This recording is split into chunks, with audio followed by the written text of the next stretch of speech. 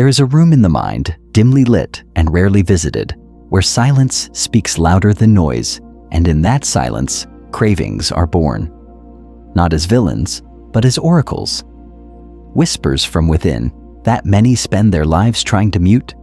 We reach for the cigarette, the drink, the screen, not out of joy, but out of an ache so subtle it's easier to ignore than to understand. We are not weak. We are lost. And addiction is often the compass that misguides us while pretending to soothe. Most people believe addiction is a chain made of substances and bad choices. But if you sit still long enough, if you dare to look inward, you'll see it's not about what you're using. It's about what you're avoiding. Pain that was never held. Truth that was never spoken.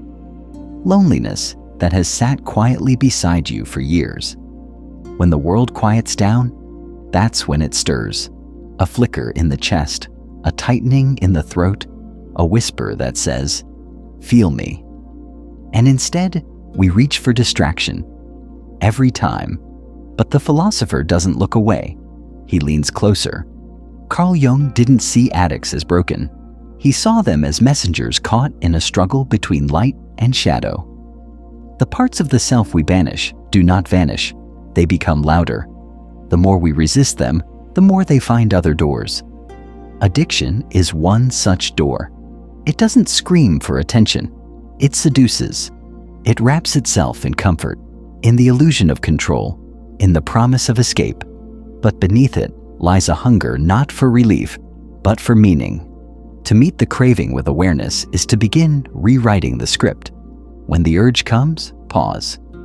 Ask yourself, not from the surface, but from the deep, what ache is this moment trying to soothe? Is it the child in you still waiting to be held? Is it the fear that you'll never be enough? Is it the grief of a life unlived, dreams unopened, truths left untouched? Most people will turn away here, because to face your craving is to face your story, and stories can hurt. But what if the hurt isn't the enemy? What if it's the key? Pain unexamined becomes a prison. Pain explored becomes a teacher. We're told to fight the craving, to control, to suppress, to deny. But you cannot drown what you refuse to listen to. Jung warned us, the shadow grows in silence. Every time you pretend you're fine, it grows.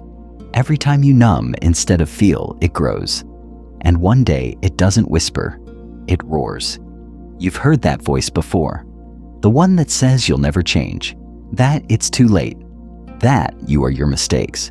But that voice is not truth. It's a memory, a survival instinct forged in a time when numbness was safety. And now you must unlearn it. Slowly, gently, not by force but by attention. Because attention is love. And the parts of you that crave are the parts of you that were never loved in the way they needed. The true alchemy is not resisting the craving. It's transforming it. Craving is energy. Pure, raw energy. What if you didn't waste it running in circles? What if you redirected it? When the urge arises, use it. Create, move, breathe, write, speak, not to deny it, but to let it flow through you, not against you. The ritual becomes the remedy. Addiction thrives in unconsciousness. Healing begins in awareness. And still, some days it will return, that familiar pull. And that's okay, because this is not a war you win once. This is a pilgrimage you take daily. The measure of change is not the absence of craving, but the presence of choice. Each moment you notice, each breath you take before you act, each time you name the feeling, that is a step toward freedom. Quiet, unglamorous, but real. There is no miracle here, no instant cure, just the slow unfurling of a truth you've carried all along. You were never broken. You were only hiding, and addiction was the mask. Now you're learning to take it off, piece by piece, shadow by shadow. And in its place, you're finding something terrifying and beautiful.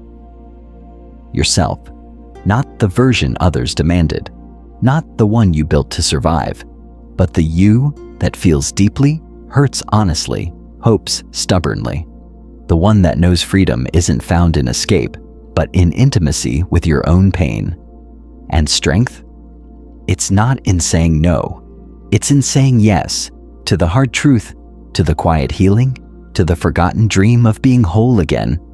The world will not celebrate this journey. There will be no applause. Only you will know the miles you've walked in silence.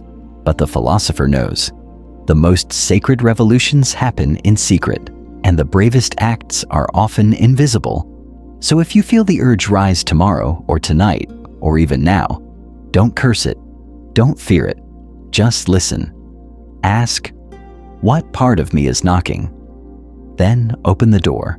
Because healing doesn't arrive like lightning. It creeps in like morning light, slow and undeniable. You won't wake up one day changed. You'll notice it in small ways. In the pause before the old pattern. In the softer voice you use with yourself. In the strange new comfort you feel, just sitting with what is. That's how freedom begins.